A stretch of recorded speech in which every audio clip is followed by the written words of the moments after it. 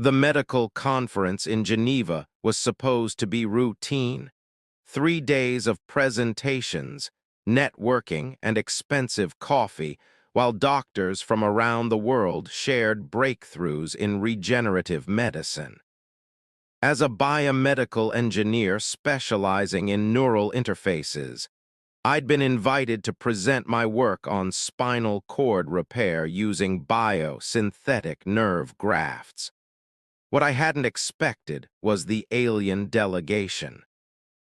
They arrived on the second day, causing a commotion that rippled through the conference center like a shockwave. Security scrambled, attendees whispered, and suddenly my presentation on peripheral nerve regeneration seemed a lot less important than the fact that 3 members of the Silrathi Empire, one of the major alien civilizations humanity had recently made contact with, were walking through the doors. The Silrathi were striking. Tall and elegant, with skin that shifted between shades of deep purple and blue depending on the light. Their eyes were large and multifaceted like gems, and they moved with a grace that made humans look clumsy by comparison. They wore robes of shimmering material that seemed to be alive, constantly flowing and changing pattern. The lead ambassador, Ambassador Dhulvara, according to the hurried introductions, explained their presence in accented but perfect English. "We apologize for the intrusion. We have come seeking human medical expertise. Our physicians have reached the limits of Silrathi knowledge, and we hope that your different perspective might offer solutions we have not considered." The conference organizers were falling over themselves to help. Earth-Silrathi relations were still new, still fragile. This was an opportunity to strengthen diplomatic ties through humanitarian aid. "What's the medical issue?" asked Dr. Harrison, the conference chair. Dhulvara's expression, reading emotion on alien faces, was still a developing skill for most humans, seemed to convey deep sadness. "It concerns Princess Lyranith, daughter of Queen Cerethia. 2 years ago, she was injured in an attack by extremists who oppose peace with other species. The damage to her, the structure you would call a spinal cord, was catastrophic. She has not walked since." A murmur went through the assembled doctors. Spinal injuries were still one of medicine's greatest challenges, even with recent advances. "We have tried every treatment known to Silrathi medicine," Dhulvara continued. "Regenerative therapies, neural bridges, even experimental procedures. Nothing has worked. The princess remains paralyzed from the waist down, and with each passing month, hope fades further." "Why come to Earth?" someone asked. "Surely your medical technology is more advanced than ours." "In many ways, yes, but you are more adaptable. You approach problems differently. You innovate in ways Silrathi tend not to." Dhulvara's gem-like eyes scan the crowd. "We are desperate. The princess is young, barely 20 in your years. She has a life ahead of her, but she grows despondent. Her mother, the queen, fears not just for her daughter's legs, but for her spirit." That's when I spoke up, probably stupidly. "What's the nature of the spinal damage? Is the cord severed completely or just damaged?" Dhulvara turned those alien eyes on me. "You are Dr. Elena Vasquez, biomedical engineer. I specialize in neural interface technology and nerve regeneration. The damage is severe, complete severance at what you would call the thoracic region. The gap is approximately 4 centimeters. Our physicians say it's too great for natural regeneration or current bridging technology." 4 centimeters. That was significant, but not necessarily impossible. I'd been working on something experimental, untested in humans, but theoretically sound. I might be able to help, I heard myself say. I've developed a biosynthetic scaffold system that could potentially bridge that gap. It uses a combination of engineered nerve growth factors, stem cells, and conductive polymers to create a framework for nerve regeneration across large gaps. The room went silent. Every eye turned to me. Dr. Harrison looked skeptical. Elena, that's still in animal trials. You haven't even published results yet. The results have been promising. 70% success rate in primate models with full motor function recovery in most cases. I looked at Thulvara. I can't promise anything. Our biology is different, but if your physicians can work with me to understand Silrathi neural anatomy, we might be able to adapt the technology. Thulvara's expression shifted, hope, I thought, or maybe desperation. You would do this. Attempt to treat the princess? If she consents and your physicians approve, yes. I became a doctor to help people. As far as I'm concerned, that includes people from other planets. 3 weeks later, I stood in the Royal Medical Center on Silrath Prime, the homeworld of the Silrathi Empire, feeling completely out of my depth. The journey itself had been surreal, traveling through a wormhole gate, spending a week in faster-than-light transit, arriving at a world of crystal spires and floating gardens that made Earth's greatest cities look primitive. I'd been given quarters in the palace itself, an honor that was apparently significant, though I barely understood the political nuances. But all of that faded when I met Princess Lyraneth. She was in her chambers, a vast room with walls that seemed to be living crystal, growing in organic patterns. She sat in a hover chair, a Silrathi mobility device that floated silently and responded to thought commands. Her robes were elaborate, marking her status, but her eyes held something I recognized immediately, the look of someone who'd given up hope. Princess Lyraneth, this is Dr. Elena Vasquez from Earth, Thulvara said. She's the specialist we discussed. Another doctor. Lyraneth's voice was melodic but flat. Come to prod me with instruments and make promises that lead nowhere. I'm not here to make promises, I said, approaching carefully. I'm here to try something different, but only if you want to try. If you're done with doctors and treatments, I understand, that's your choice. She looked at me, really looked for the first time. You would accept that if I refused? Of course, it's your body, your life. I won't force treatment on anyone. Something shifted in her expression. The last 3 physicians did not ask my permission. They told me what would be done as if I had no voice in my own care. Then they were bad doctors, or at least they forgot the most important part of medicine, the patient's autonomy. I pulled up a chair and sat, putting myself at her eye level. So let me explain what I'm proposing, and you can decide if you want to proceed. Deal? For the first time, I saw something like curiosity in her eyes. Deal. I spent the next hour explaining the biosynthetic scaffold system, using holographic diagrams that the Silrathi medical computers generated. I showed her the animal studies, the success rates, the potential risks. I was honest about the experimental nature of the treatment and the fact that Silrathi physiology was different from human. Your physicians and I have been working together to adapt the technology, I explained. We've run simulations, tested the scaffolding material with Silrathi tissue samples, adjusted the growth factors for your neural chemistry.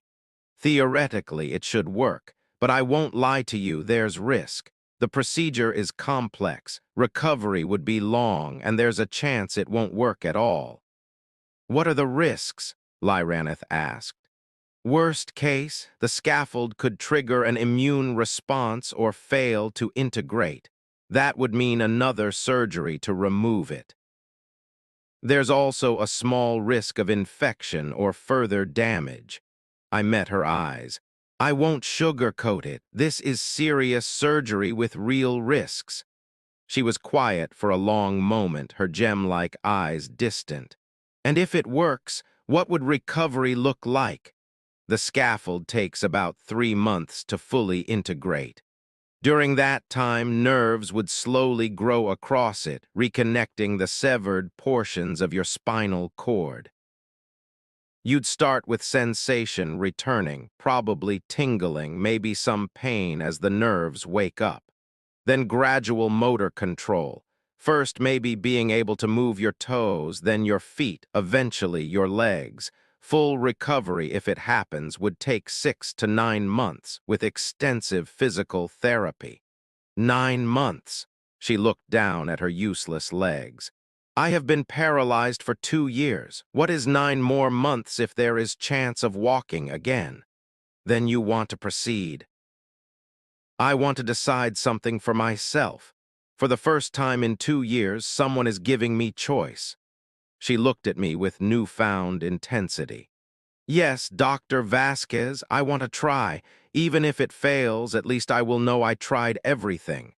Call me Alina. And okay, let's get started. The surgery took 14 hours.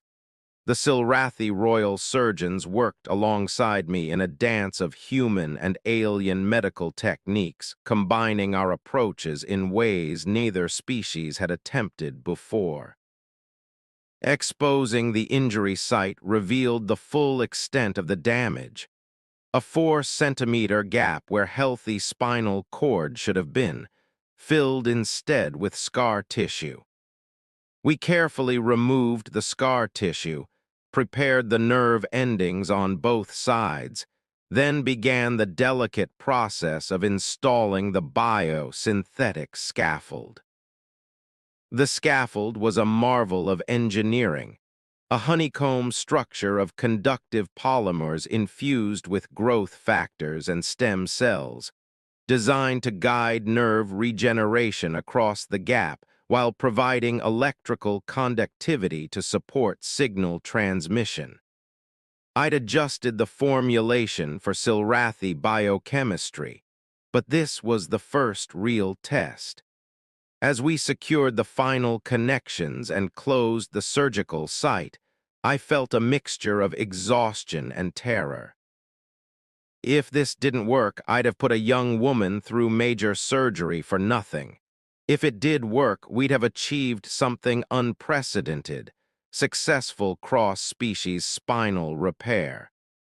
Now we wait, said Physician Krelthas, the lead Silrathi surgeon, and hope that your human innovation combines well with Silrathi biology. For the first month, nothing happened. Lyranith lay in a medical bed, monitors tracking every aspect of her neural activity, while I obsessively checked data and second-guessed every decision I'd made. Queen Cerethia visited daily. She was an imposing figure, tall even for a Silrathi, with skin that shifted to deeper purples and a crown of living crystal that seemed to grow from her head. But when she looked at her daughter, all that royal bearing melted into simple maternal concern. Dr. Vasquez, she said one evening, finding me reviewing scans in the medical center. You have not left the facility in 3 weeks. Surely you need rest. I can rest when I know if this worked, I said, probably too bluntly to address a queen. She studied me with those multifaceted eyes. You care deeply about my daughter's recovery. Why, you barely know her. Because she deserves to have her life back. Because she trusted me when she had every reason not to. Because... I paused. Because I became a doctor to fix what's broken, and I can't stand the thought of failing her. Cerethia was quiet for a moment. You are different from what I expected of humans, more compassionate. We have our moments. A small smile crossed her face.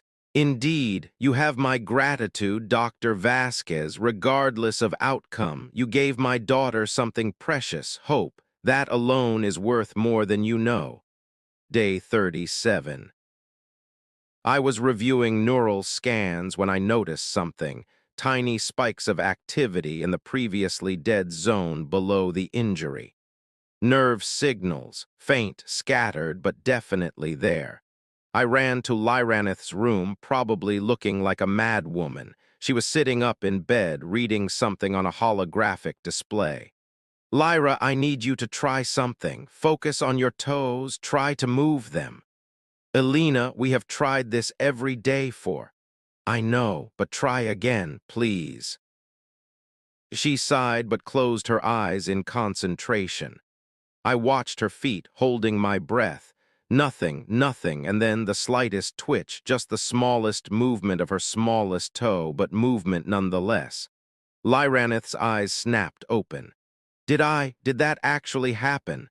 Yes, I was grinning like an idiot. Yes, it happened. The nerves are regenerating. It's working, Lyra. It's actually working. She stared at her toe like it was a miracle, which in a way it was. I can feel it, just barely. Like distant tingling, but I can feel it. That's normal. The sensation will get stronger as more nerves grow back. I was already adjusting her treatment plan in my head. We need to start physical therapy immediately, gentle at first, but we need to encourage those neural pathways to develop correctly. Over the next months, I watched Lyranith reclaim her body inch by inch. First came sensation, sometimes painful as sleeping nerves woke up, but she bore it with determination. Then came more movement, toes, then feet, then ankles. She worked with Silrathi physical therapists and me, pushing through frustration and setbacks. 4 months post-surgery, she could bend her knees while lying down. 5 months, she could support her weight while standing with assistance. 6 months, she took her first independent step. I'll never forget that moment.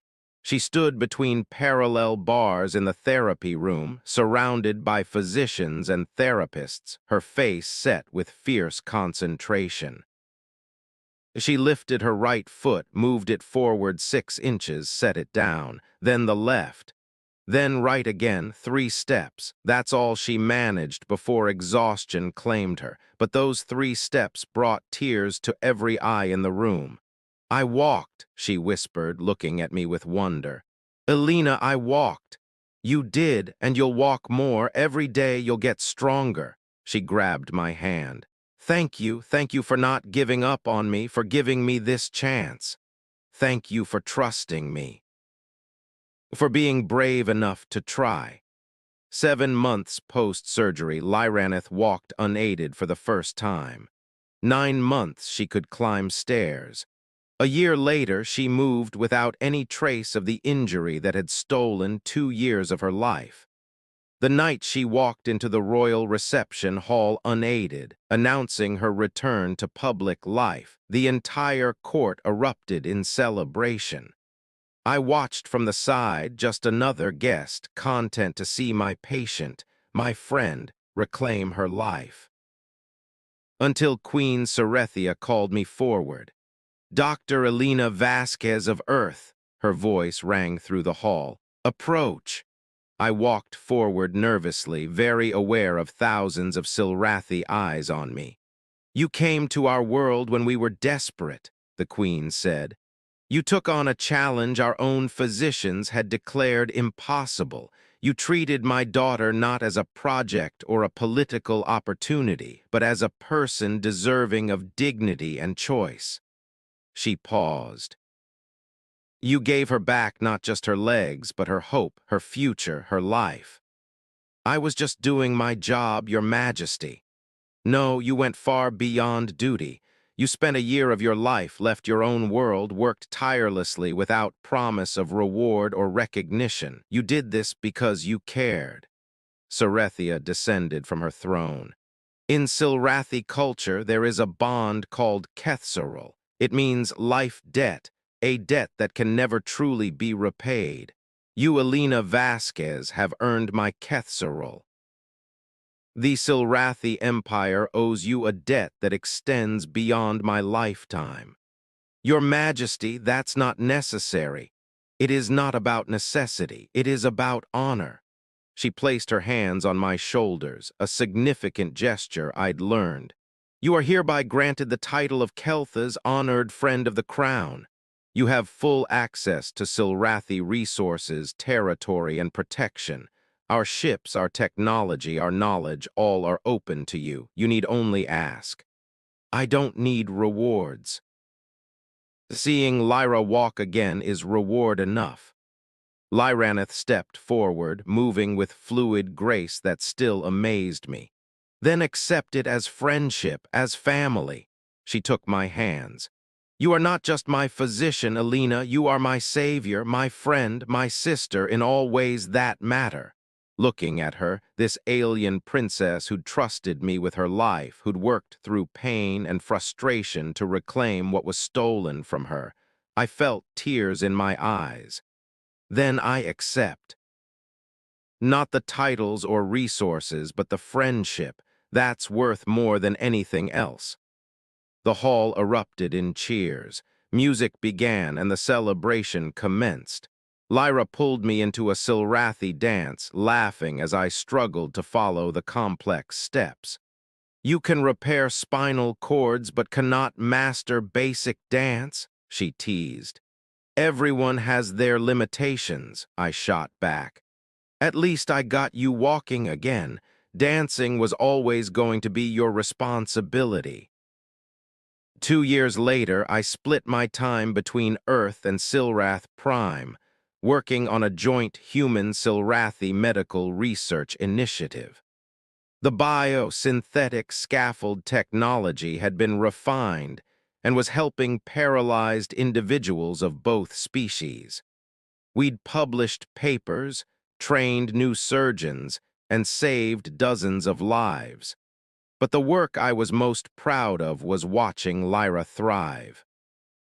She'd become an advocate for accessibility and medical research, using her position to push for better treatment of disabled individuals across the empire.